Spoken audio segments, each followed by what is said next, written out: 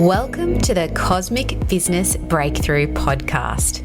I'm your host, Sophia Pallas, and this podcast is for soulful entrepreneurs who want to harness the cosmic power of astrology to elevate their message, unlock flow, and attract their best clients ever. Join me every week and get excited to discover how you can use the energy of the cosmos to get the business breakthrough you've been waiting for.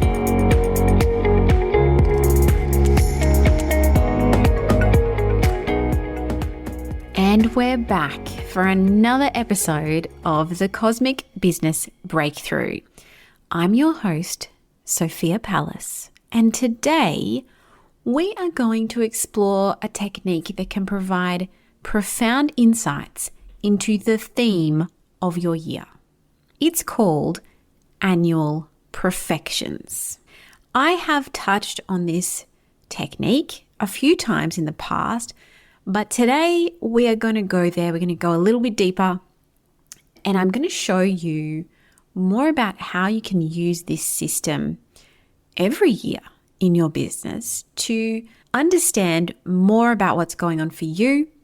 And I'll give you a clue that you can take this even further with doing a little workshop with me. We'll get to that point at the end, but listen up, because this is such a simple yet powerful technique for you to use right now to find out the theme, the overarching theme of your current year.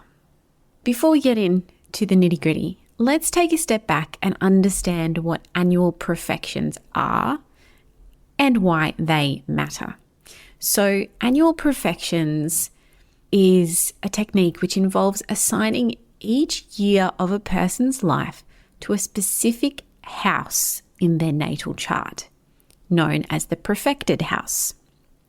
So listen to my episode on the 12 houses if you want to get a better understanding of how the houses work. But basically, this is a way of perfecting or moving forward your rising sign every birthday. And importantly, you need to use the whole sign house system to do this technique. So if you have seen my YouTube video on how to set up your free astrology chart, you'll see that I use whole sign houses. I always use whole sign houses for all of my work, but particularly if you're going to do annual profections, you need to use whole sign houses. So check that little video out if you still need to set up your chart, but that's a really important thing to know. So the concept of annual profections is based on the idea that certain themes and experiences are going to be emphasized during different periods of your life. And that's depending on the house that's being activated for a particular year. And I find this so powerful in helping me and my clients to understand the theme of the year that we're in and to be prepared for some of the key issues that might arise, because it corresponds to those 12 houses of the chart, and it means we can track our themes in 12-year cycles. So if you think back to 12 years ago and whether something similar was happening in your life to what's happening now, I always find this spookily insightful for me and my clients. There's like some echo of something that we were doing 12 years ago because of how this system works, right? Whether it's matters of the heart, whether it's a career or a business aspiration, whether it's personal growth stuff, this perfected house is going to shed light on the themes that are in the spotlight for you that year. So how this works in practice, you start life in a first house profection year. So up until your first birthday, you are in that first house year. So that's your rising sign, your first house year. Obviously, because it's your rising sign, is all about you and your identity, your personality, your physical body, your physical appearance even sometimes. So it makes total sense that it corresponds to your first year of life when this is all forming for you. When you turn 1, you go into a second house profection year, which, as the topic areas of each house work, is all about your self-worth and your development of personal resources. It's basically you developing yourself, right? You're literally developing your skills or your resources in a second house year. And so we go around the 12 houses, each house corresponding to a year of your life.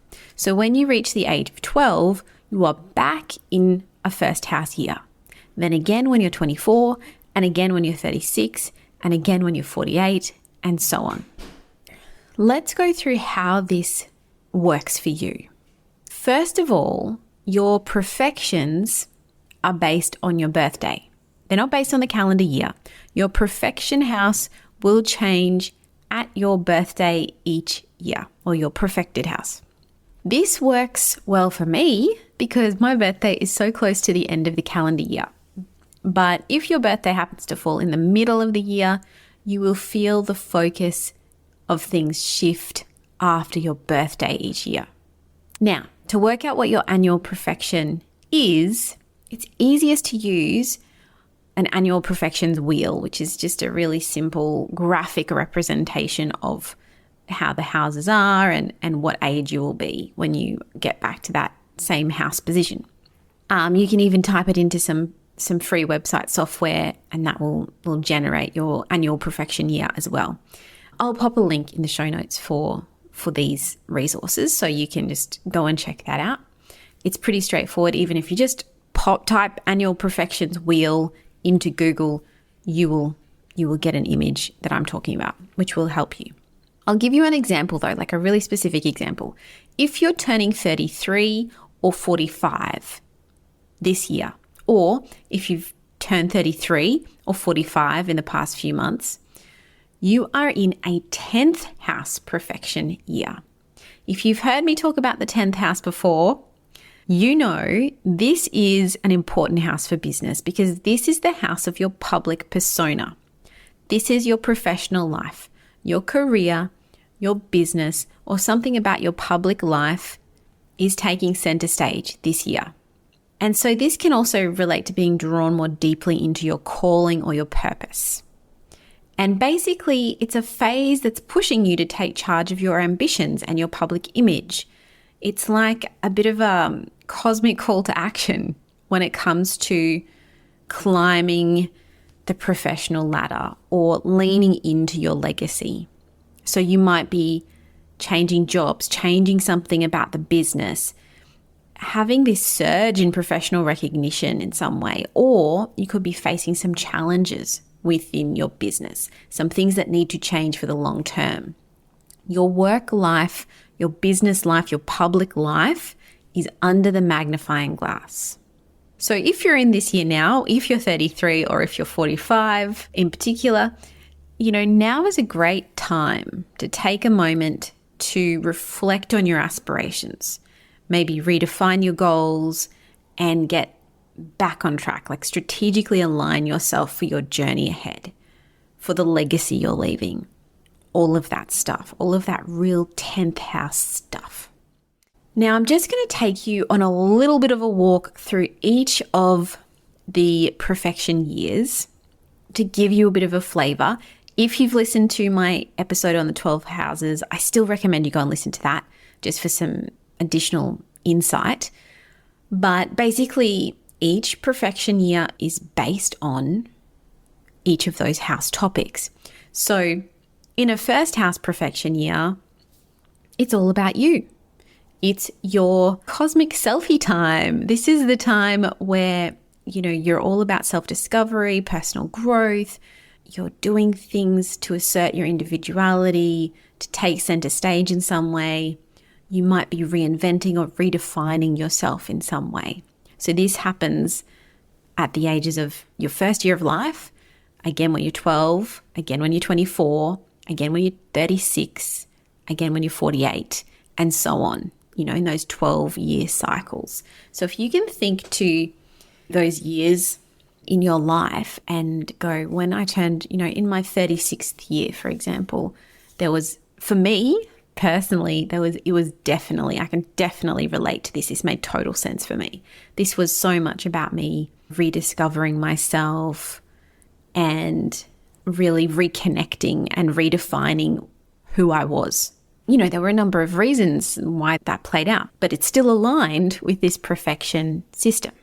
In a second house profection year, we're talking about money, we're talking about values. This is all about your finances, your resources, and your core values. It's a time to assess your material world, to work out how you are generating resources and how you are developing your financial stability and prioritizing what really matters to you and all of that stuff. So, that's a really important house for business as well, an important profection year in business as well.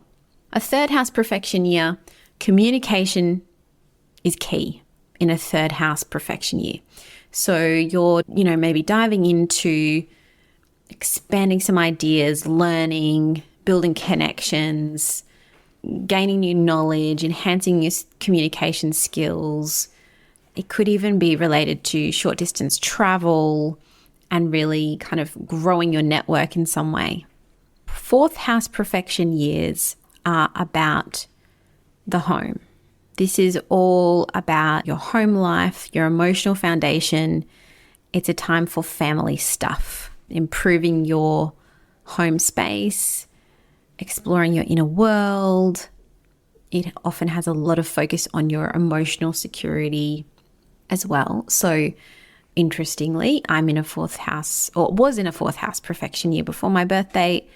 I had a baby in that year. I was very much focused on my home and emotional foundations, but also emotional security and enhancing the living space and all of those things. Like, it was a perfect example of a fourth house profection year. Often people will be really focused on either moving home or finding a new home, or there could be issues to do with, having children or having babies, or something to do with the home is really big in that time. It can also have to do with reconnecting with family or ancestry and that sort of thing. A fifth house profection year is about creativity. It's about embracing more joy and play and spontaneity and self-expression and discovering more or diving deeper into what brings you joy. Now, it can also relate to children. There can be a lot more focus on children in a fifth house profection year as well. And that's what, relating to play, but also relating to matters surrounding children too, and maybe your own children. Maybe there's a big focus on what they're doing in a fifth house profection year, but you're certainly much more connected in with your creativity and in with your play in a fifth house year. In a sixth house profection year, this is all about getting down to business. This really shifts the focus to work, to health, to your daily routines.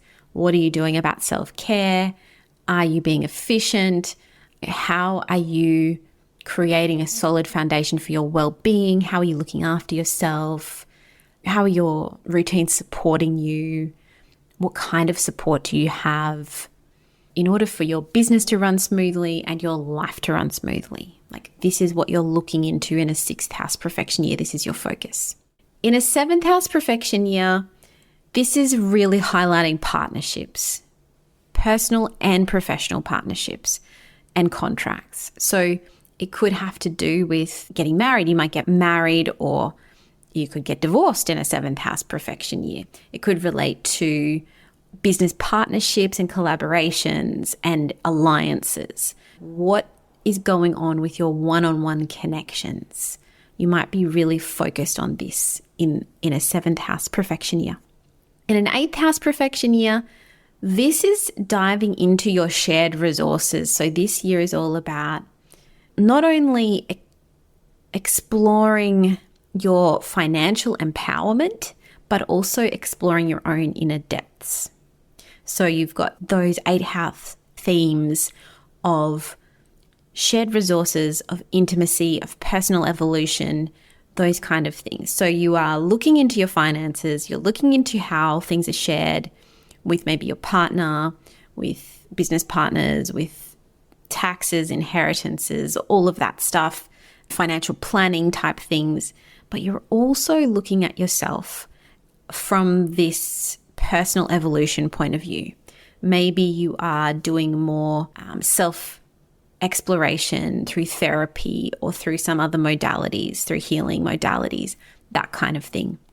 A ninth house profection year is all about expanding your horizons. So this is when you are exploring more knowledge, looking for wisdom, seeking new perspectives, maybe traveling more. Whatever you're doing, you are broadening your perspective in some way and looking for inspiration and going on adventures, whether they are physical adventures or mental adventures. You know, there is some sort of exploration and expansion happening for you in a ninth house profection year. We've already talked about the 10th house profection year, but again, this is where your public persona takes the spotlight. 11th house profection year is emphasizing your friendships, your group affiliations, your community involvement.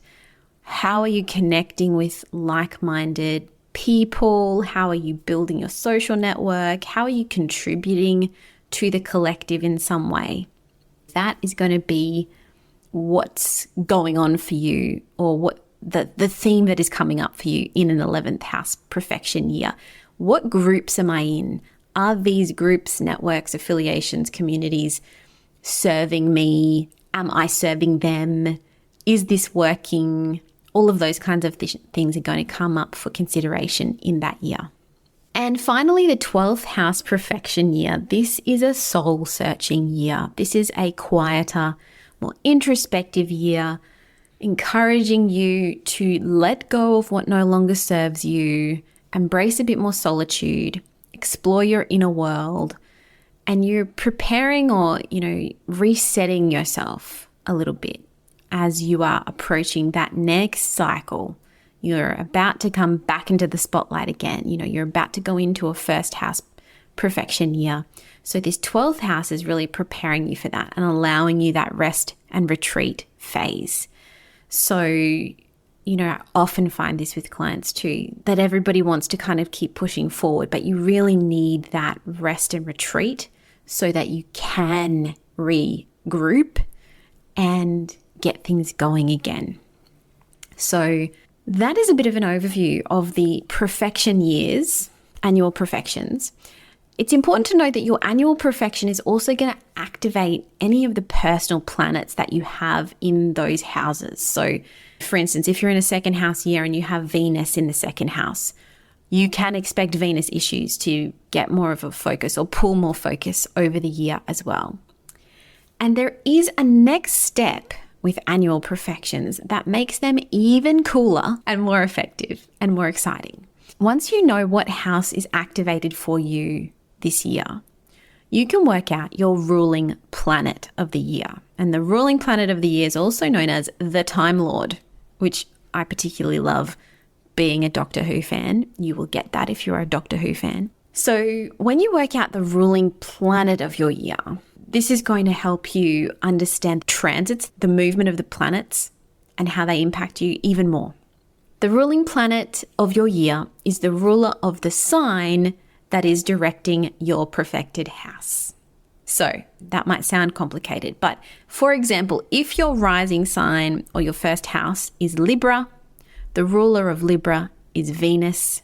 So when you're in a first house profection year, your ruling planet is Venus.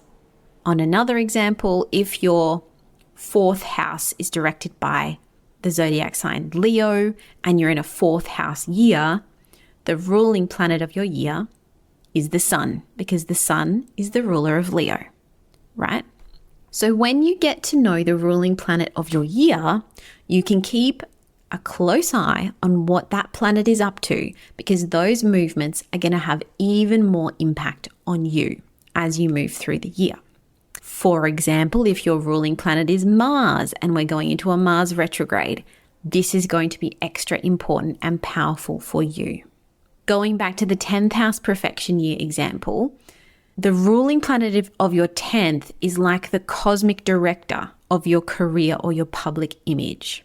So this ruling planet is shaping your professional landscape, steering you through successes, obstacles, and noticing the transits that are involved with that planet during the year is going to give you a fresh perspective on your public image or career path. It's going to be activated in different ways that might shift you, to discover new things about your public image or career path. So you need to take a bit of a closer look at your birth chart, the zodiac signs, and the planets for this. And that's why a podcast episode is not going to be enough. It's not going to be long enough for me to cover all of this. And I am running a workshop to run you through it all instead. So we can dedicate that time to really help you understand this annual profection system and put it in place yourself, like actually work with it yourself. If you sign up to my new planning system, the Cosmic Business Plan for 2024, you will get access to my Annual Profections workshop, plus my 28-page Cosmic Business Planner with the key cosmic events and how to work with them in your business, and my quarterly group astrology activations to ground you into the energy and give you even more tips on planning your workflow and marketing schedule. So you can join the Cosmic Business Plan at my website.